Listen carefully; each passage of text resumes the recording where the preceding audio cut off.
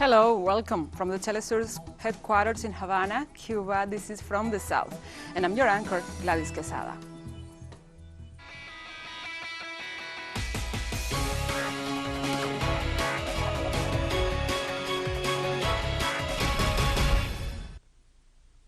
Now we begin with the news. Nicaragua is entering the final stages in the lead-up to the Sunday's general elections. The pre-election silence period started on Thursday, meaning an end to political campaigning. As of Thursday, the different mass media outlets are at the disposal of the Supreme Electoral Council to broadcast all news and information related to the election. Likewise, the National Police announced measures adopted to guarantee the proper development of the process.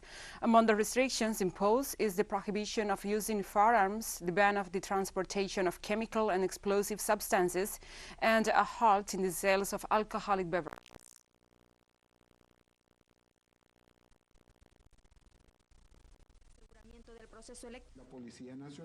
The National Police has deployed throughout the country 16,665 police forces, more than 3,000 vehicles including motorcycles, vans, automobiles, means of communications. We are in all the national territory, and so is the Army and other institutions. Meanwhile, the Supreme Electoral Council and the National Council of Universities signed an agreement for the country's university to accompany the electoral process. Given the experience, technique and professionalism acquired by our universities in different national and international electoral processes, we can act ethically and with transparency and quality in this civic party to be held on November 7.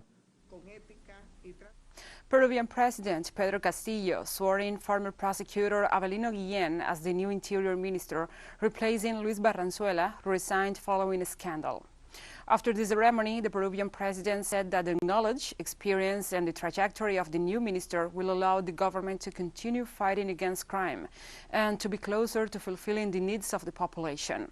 The appointment follows the resignation of Barranzuela, who was in office for less than a month and resigned after a scandal over a party he organized despite the COVID-19 restrictions imposed by his own ministry. On Thursday, the debate and vote of confidence on Castillo's cabinet by the Peruvian Congress was upheld.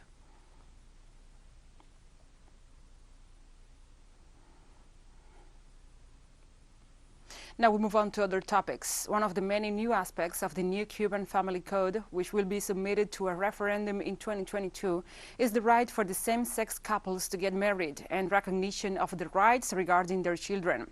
Our correspondent, Fabiola Lopez, brings us the story of a Cuban and his family hoping to benefit from the new code.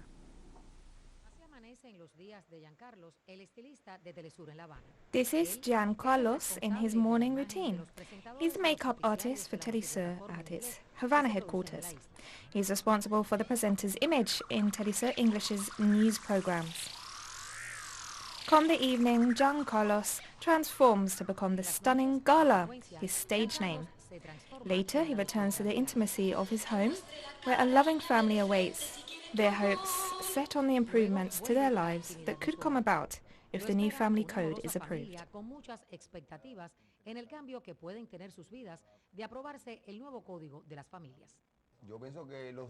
I think all rights should be the same for everyone. What one chooses, where the other person wants to be. I think those rights shouldn't differ from those heterosexual people have. The right to get married, to live in a legally acknowledged union, so anyone can have the same guarantees as a heterosexual couple.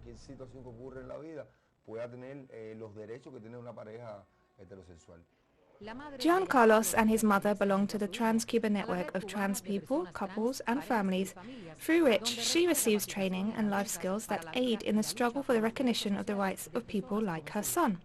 She also has faith in the approval of the new family code.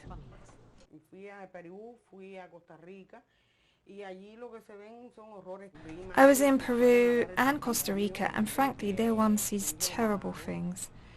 I saw mothers there who went to report how their children had been murdered, tortured, beaten, humiliated for being gay. My experience was different. I went in my own right to the National Center for Sex Education, and there we had all sorts of help. We had these acting classes and really productive group projects. So I went for it, and as a mother I wanted to do that for him, to make him happy and to have that experience myself. So I decided to sing with him.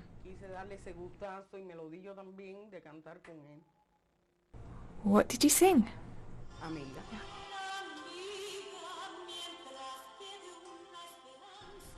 Giancarlos tells us how his life as a drag queen began with the fantasy of an impossible wedding. One day we went to a wedding and I saw a girl getting married. So I said, how nice, the wedding dress, the whole fantasy, the lifelong dream one has. Then we started talking about the whole, oh, so you do want to get married thing, and well, simply, we just couldn't. Of course, that doesn't stop us from doing it symbolically.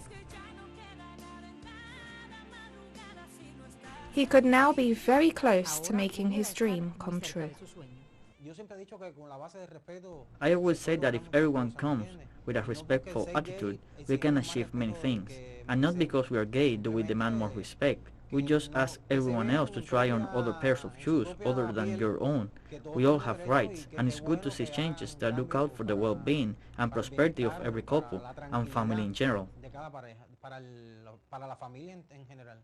Lawyer and activist Manuel Vázquez reminds us that the current family code only allows people of different gender to get married.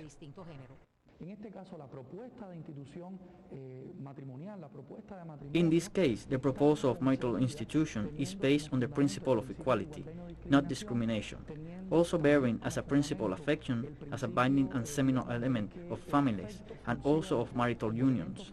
The marital institution is designed so that what really comes out as relevant is the willingness of individuals to join together and the equality between whoever wishes to do so.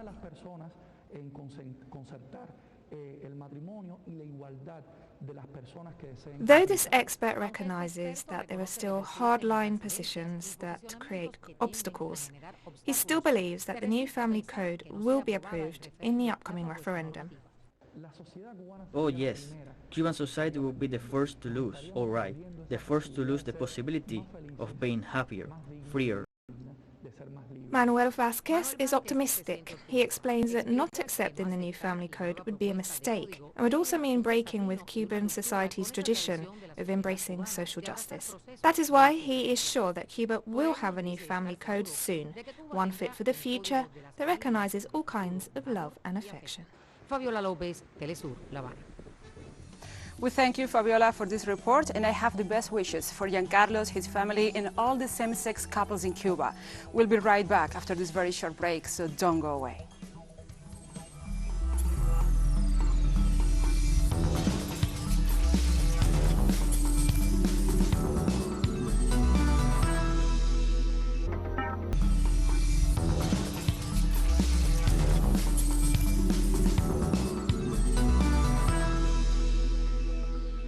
Welcome back to From the South. This Wednesday, Venezuela signed a memorandum of understanding with the International Criminal Court as the three-day visit of Chief Prosecutor Karim Khan QC came to an end.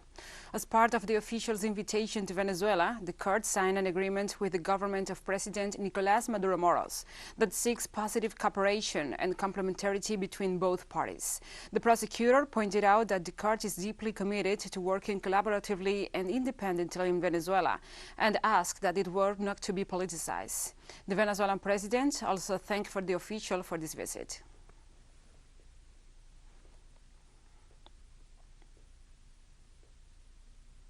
We remain in Venezuela. In an exclusive interview with Telesur, Venezuelan Attorney General Tarek William Saab highlighted that despite the mainstream media's attacks on President Nicolás Maduro Moros, justice is done in the country, something that commands respect from the International Criminal Court for the nation's institutions. The truth is that we are experiencing a very intense work agenda, very straightforward yet cordial meetings, very transparent meetings, and on the basis of all these meetings we managed to reach an agreement, this memorandum of agreement. I would say one could even sum it up in the saying, he who owes nothing fears nothing. Venezuela, with its superior judicial bodies, with the public ministry and the ordinary courts, has delivered justice and has avoided impunity.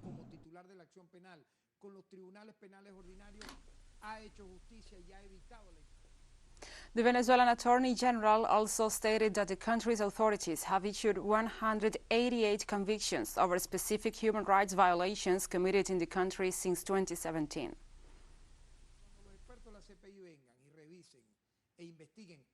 When the experts of the ICC jointly investigate with the Venezuelan criminal justice system, with the public ministry, with Venezuelan courts, they are going to be surprised with the long-standing work we've done in the development of technical expertise and forensic expertise, just in terms of numbers of charges, of final judgments in cases of human rights violations. Since 2017, we have seen 188 convictions.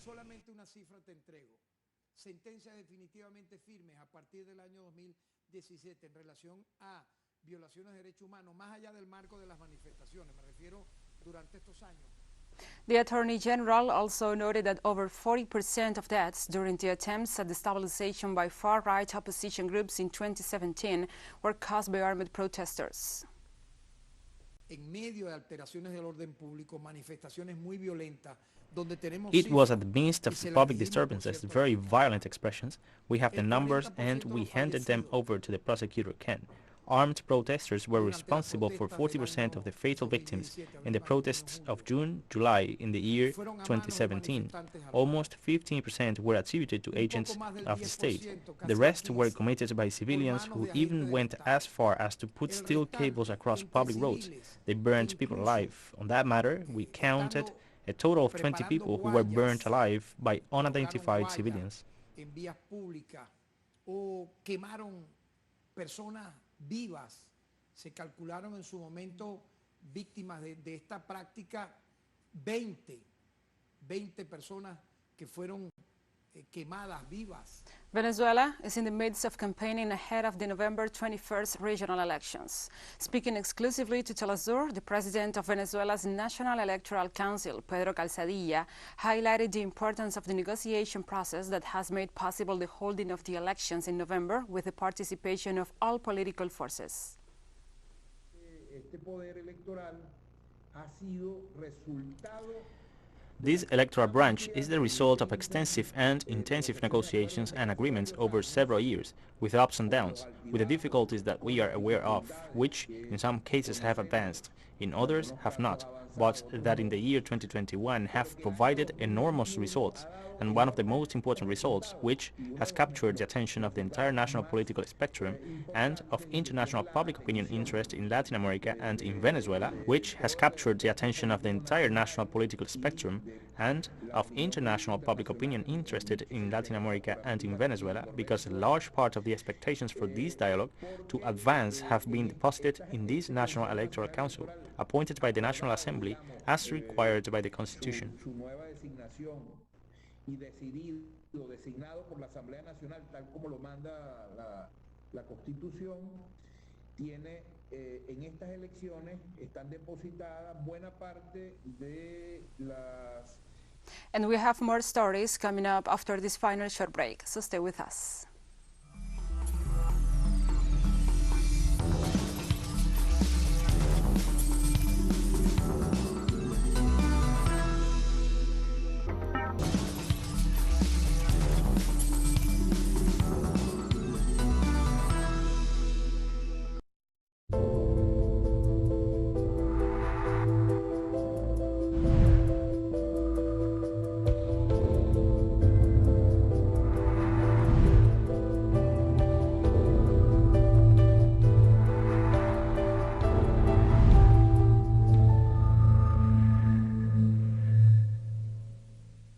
Welcome back to From the South. The World Health Organization has granted emergency use approval to India's COVID-19 vaccine, Covaxin. Covaxin is one of the 6 vaccines that have received emergency use authorization from India's drug regulator and is being used in the nationwide vaccination program, along with Covishield and Sputnik V. The WHO clearance is a significant step in the process for Covaxin to be authorized for use in other countries. It will also help remove uncertainty surrounding overseas travel by Indians who have received the shots. Emergency use listing is also a prerequisite for a vaccine to be supplied through the COVAX, the global COVID vaccine equity scheme. The WHO stated the vaccine has shown 78% efficacy against COVID-19 and is recommended for use in 2 doses with a dose interval of 4 weeks in all 18 and above age groups.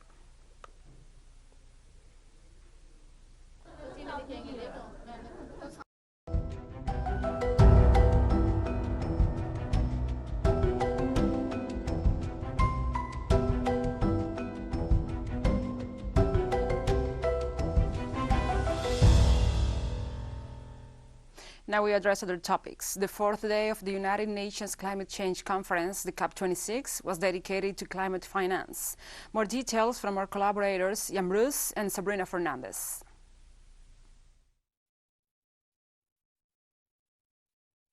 Hello and welcome to the COP26 Coalition in Glasgow. I'm Sabrina Fernandez. And I'm Ian Bruce, and this is Inside Outside, your daily briefing on what's going on inside the COP26 and outside in the struggle for climate justice. Wednesday, day 4 of the official summit, was meant to be discussing climate finance. So today, we'll be looking at the mythical figure of $100 billion a year, that amount that rich countries promised to help finance transition in countries in the global south over a decade ago. For these protesters outside the Bank of Scotland in the center of Glasgow, both the amount and the kind of finance on offer are completely inadequate. It's what they call greenwashing, and Ian was there to talk to them. You'll remember that it was 12 years ago, back in Copenhagen, that the rich countries promised to be delivering by 2020 $100 billion a year for that transition to clean energies and green technologies in the global south. They are a long way from reaching that figure. By their own figures, they've reached something like 80 billion, and they say that by 2023 they'll reach 100 billion. But in reality, most of the experts say even that is far, far less than is needed to have a real transition of the infrastructure in poor countries that can't easily afford it. In fact, it could be more like $6 trillion that's needed, much more than the tiny amount that's been promised so far. Now, I also talked to someone who's been following this for many years and who's provided much of the inspiration for the COP26 coalition. She's Dorothy Guerrero of Global Justice Now. I asked her to put the $100 billion in context. Well, actually the $100 billion, which came out first in Copenhagen, it was actually like a magic trick. It came out of the hat of Hillary Clinton when the developing country negotiators were ready to walk out in frustration because what was discussed then was 2 degrees centigrade warming, and most of the developing countries are saying that will mean like signing our death certificate. So that means end of our agriculture, that would mean destruction of our livelihood. So to prevent the developing countries from being fully frustrated, and so that they can say we have a successful COP15 in Copenhagen, the $100 billion was taken out. Without any study, without any analysis, is that enough? Is that really what the developing country needs? When in fact, the $100 billion at that time was really very small. It's a crumb, those are crumbs in the table. Many studies then were already saying maybe 1.3 trillion, maybe 2 trillion. Well, 12 years from now, what we actually need, from then, 12 years, what we actually need is $6 trillion. For many activists from the global south, the money that rich countries are providing today is money being used to finance their own companies, their own interests at the expense of local communities. Here's Rosa Marina Flores from Mexico.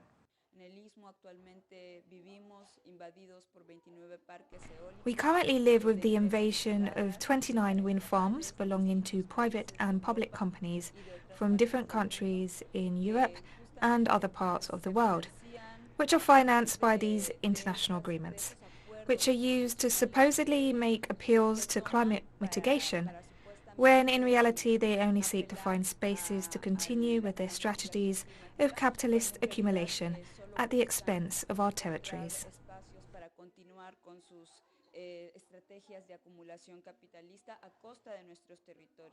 Dorothy Guerrero also explained how climate finance is being used to revamp the banking sector. The problem is the city is the problem. All these international financial institutions, what they do is push for loans, and this climate money will be given as loans to developing country to further put them in debt, and then they would have to, scrimp on resources and pay these debts. So that condition of instead of increasing climate finance that will be managed by countries, they will give it to international financial institutions. That's like talking to the wolves and say, here, guard the ships. The banks are not there to help the countries. They are there to create money for themselves, to enrich the donor or the funders of the banks, which are mostly here in the north. And let's remember, this climate is already brought about by economic activities, by history of colonialism. The UK and other developing countries became rich because of their polluting, because of the emissions they emitted, and now they still wanted to continue being rich with all these debts, with all these loans that they will give to the South. North American indigenous organizations are also denouncing the way climate finance is being used to promote offsets and other false solutions to climate change. We as indigenous people gather from across the world, bringing together our diverse cultures, our complex traditional ecological knowledge. The Indigenous Environmental Network and Indigenous Climate Action from North America held a protest outside the Blue Zone to condemn the way carbon offsets are tearing apart their communities. Cacique Ninawa from the Hunicui people in Amazonia pointed out that the same companies that are financing this COP are the ones who are benefiting from such offsets. Inside the COP, Thursday is meant to be Energy Day, and outside, preparations are ramping up for the Fridays for Future demonstration on Friday and the Global Day of Action on Saturday. So that's all for today's Inside Outside. Thank you for joining us. See you tomorrow. We thank you, Sabrina and Ian, for your report and collaboration with Telesur. We hope more from you too. And now we have come to the end of this news brief. But remember, you can find this and many other stories on our website at telesurenglish.net. And also, if you feel so inclined, please join us on social media for all the latest news. We are on Facebook, Twitter, Instagram, and Telegram. For Telesur English, I'm your anchor, Gladys Quesada. Thank you for watching.